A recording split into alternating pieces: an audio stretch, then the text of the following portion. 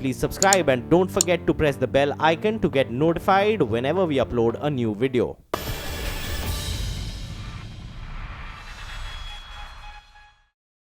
मैं हूं आपके साथ प्रीति रघुनंदन। गुजरात में बीजेपी और कांग्रेस की हर चुनावी सभा में भाषणों की शुरुआत तो विकास से होती है, लेकिन सियासी पार्टियों के रहनुमा व्यक्तिगत आरोपों पर आकर अटक जाते हैं।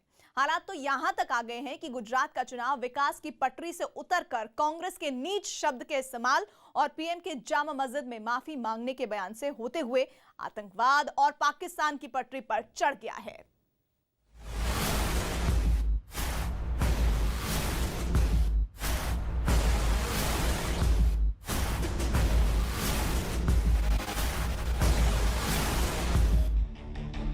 गुजरात के लिए ये कोई नई बात नहीं है। मौत के सौदागर से लेकर आतंकवाद और पाकिस्तान के मुद्दे गुजरात की चुनावी फिजा में तैरते रहे हैं। इस बार भी बयानबाजी की ऐसी लड़ियां बनी कि गुजरात का चुनाव मुद्दे से भटक गया और पाकिस्तान पर जाकर अटक गया। पाकिस्तान उच्चायुक्त के साथ कांग्रेस नेता के घर हुई मुलाकात का मुद्दा कांग्रेस की हलक से नहीं उतर रहा, तो बीजेपी इसे चुनावी बेसात पर ठोकी गई एक कील की तरह ले रही है। પાકિસ્તાનના વડા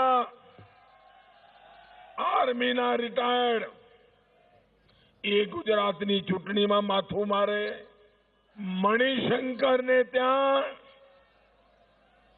પાકિસ્તાનના લોકોની મીટિંગ થાય, મીટિંગના બીજા દિવસે ગુજરાતનું પછાત સમાજનું, ગરીબોનું, મોદીનું अपमान કરવામાં આવે। कभी मोदी जी अफगानिस्तान की बात करेंगे, कभी चाइना की बात करेंगे, कभी पाकिस्तान की बात करेंगे, कभी जापान की बात करेंगे। मोदी जी, गुजरात के भविष्य का चुनाव है, थोड़ी सी गुजरात की भी बात कर लीजिए। पीएम मोदी ने गुजरात में रैली के दौरान कांग्रेस नेता मणिशंकर अय्यर के घर पाकिस्तानी उच्चायुक्त और पूर्व विदेश मंत्री की बैठक को लेकर लगाए गए आरोपों के बाद कांग्रेस तिलमिला गई है और इसकी सफाई में एक के बाद एक बयान आ रहे हैं। जो आपने मीटिंग अटेंड की थी मणिशंकर जी अय्यर जी क्या कहते हैं? नहीं थी, डिनर था। जो आपने मीटिंग अटेंड की थी मणिशंकर जी अय्यर जी क्या कहते हैं? नहीं थी, डिनर था। प्रधानमंत्री का ये बयान आपत्तिजनक, निंदनीय है और गैर जिम्मेवाराना है। सूत्रों के मुताबिक मणिशंकर अय्यर के घर पर जिस बैठक पर बीजेपी एक बड़ी साजिश का आरोप लगा रही है, उस बैठक में पूर्व प्रधानमंत्री मनमोहन सिंह, पूर्व उपराष्ट्रपति हामिद अंसारी, पूर्व राजदूत के शंकर वाजपेयी और पूर्व सेना प्रमुख दीपक कपूर के अलावा देश की वो हस्तियां मौजूद थी जिन पर देश की बागडोर संभालने की कभी जिम्मेदारी रही है। और इस बैठक के बाद गुजरात की सियासत के साथ देश की सियासी फिजा भी बदल गई। मुझे लगता है कि जो लोग इस मीटिंग में शामिल हुए,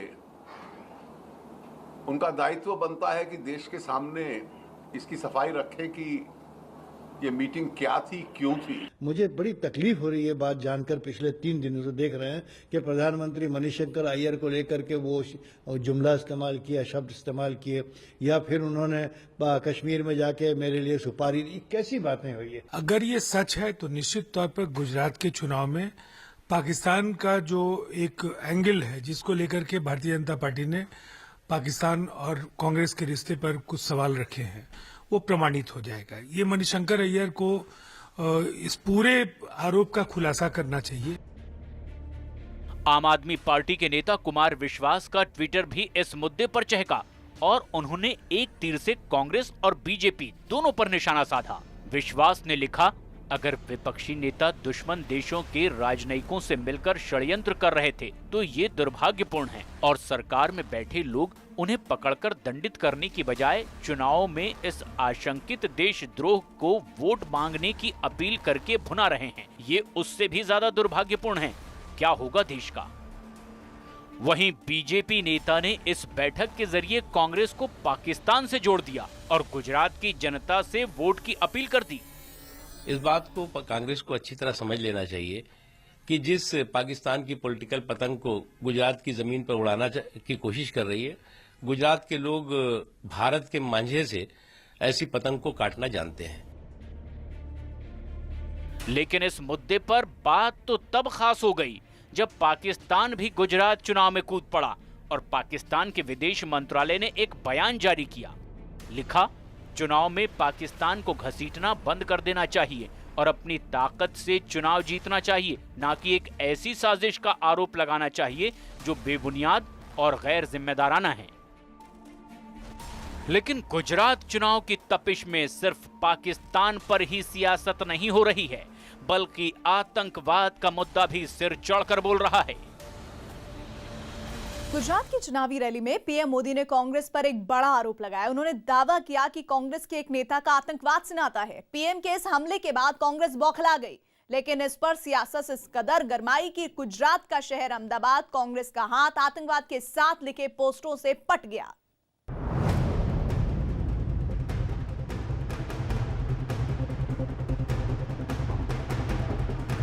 સલમાન નિઝામી રાહુલ ગાંધી માટે ગુજરાતમાં વોટ માંગતો હોય, ભાઈઓ બહેનો આવાને માફ કરાય।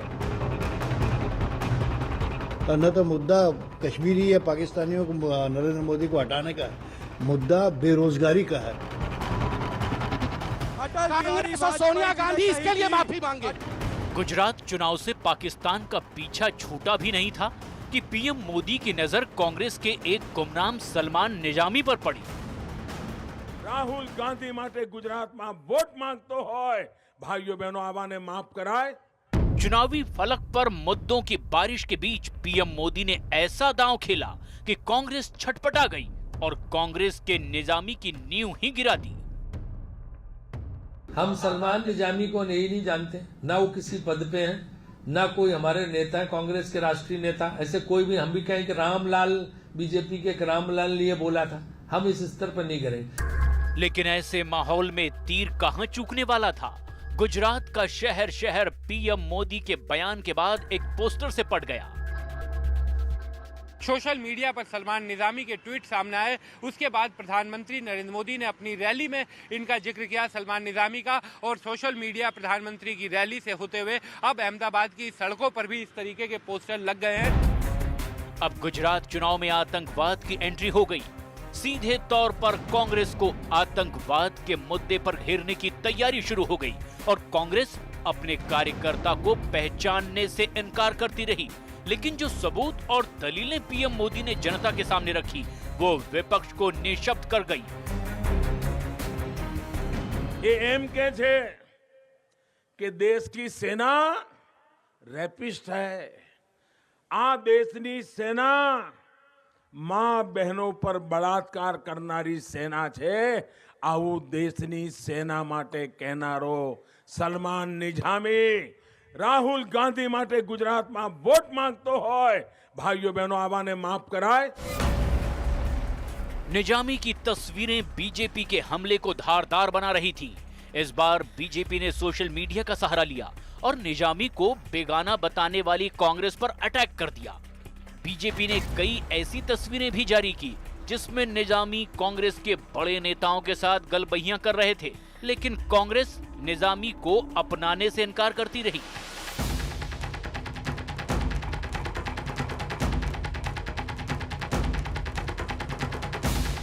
कांग्रेस ने जब सलमान निजामी से किनारा कर दिया तो बीजेपी कांग्रेस को आईना दिखाने के लिए निजामी और राहुल गांधी की तस्वीर लेकर आई और बीजेपी के आरोपों का जवाब देने के लिए खुद सलमान निजामी उतर गया। ट्वीट का जिक्र जो प्रधानमंत्री जी ने किया, जो 2013 का ट्वीट था, तो उस वक्त अगर आप मेरा ट्रैक रिकॉर्ड चेक करें, एज ए जर्नलिस्ट मैं उस वक्त कांग्रेस के साथ मेरा कोई वास्ता नहीं था और एज ए जर्नलिस्ट मैंने उस वक्त आर्टिकल पॉइनियर में लिखा था। सलमान निजामी की ये दलीलें बीजेपी को अपने टारगेट पर वार करने से रोक नहीं पाई। चुनाव के तकाजे को भांपते हुए कांग्रेस को आतंकवाद के मुद्दे पर घेरती हुई नजर आई। मैं भारत से घृणा करता हूं, यह सलमान निजामी कहते हैं और यह अपील करते हैं कि तमाम लोग इसको रीट्वीट करके भारत के प्रति अपनी घृणा को व्यक्त करें। जानकारी के मुताबिक जिस निजामी पर गुजरात चुनाव गर्म है, वो सलमान निजामी कौन है? सलमान निजामी मूल रूप से कश्मीर के रहने वाले हैं। साल 2014 में निजामी जम्मू कश्मीर में कांग्रेस में शामिल हुए और वो राहुल गांधी के प्रशंसक रहे और उनसे प्रभावित भी हैं। निजामी पहले भी विवादों में रह चुके हैं। इसी साल उन्हें मानहानि का नोटिस भी भेजा गया। उन्होंने ट्विटर के जरिए उत्तर प्रदेश के मुख्यमंत्री योगी आदित्यनाथ की आलोचना की थी। और अब गुजरात चुनाव में निजामी के सहारे बीजेपी ने कांग्रेस और आतंकवाद को एक ही तराजू में तोल दिया। लेकिन मामला यहीं खत्म नहीं हुआ। विकास की पटरी पर सियासत का दांव खेलने की बात करने वाली कांग्रेस और बीजेपी पाकिस्तान होते हुए आतंकवाद और फिर दंगे पर भी आ गई।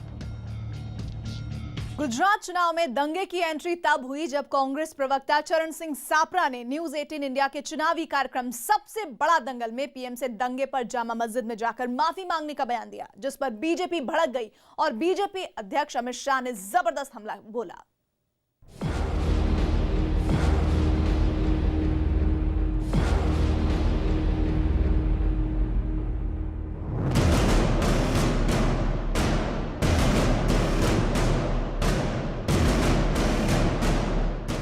न्यूज 18 इंडिया के खास चुनावी शो सबसे बड़ा दंगल में कांग्रेस प्रवक्ता चरण सिंह सापरा ने एक ऐसा बयान दिया जिसके बाद सियासी हलके में बवाल मच गया।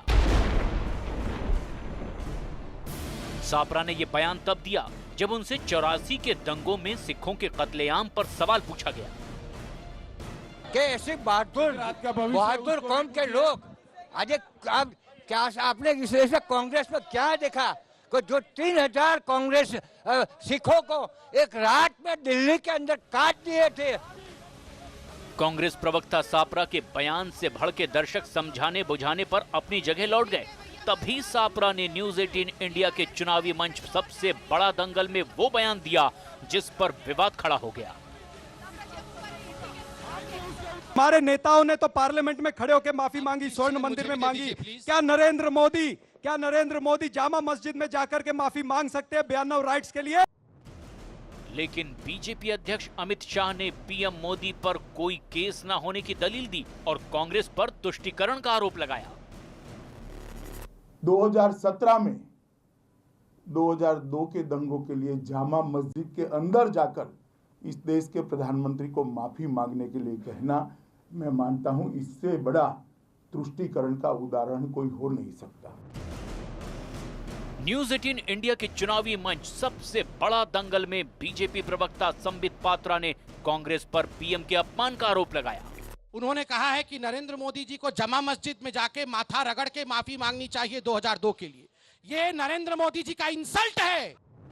सापरा ने पूछा कि जब सोनिया गांधी और पूर्व पीएम मनमोहन सिंह 84 के लिए माफी मांग सकते हैं तो पीएम मोदी का मामला अलग कैसे हो सकता है? लेकिन अमित शाह के पलटवार के बाद जवाब कांग्रेस को देना पड़ सकता है।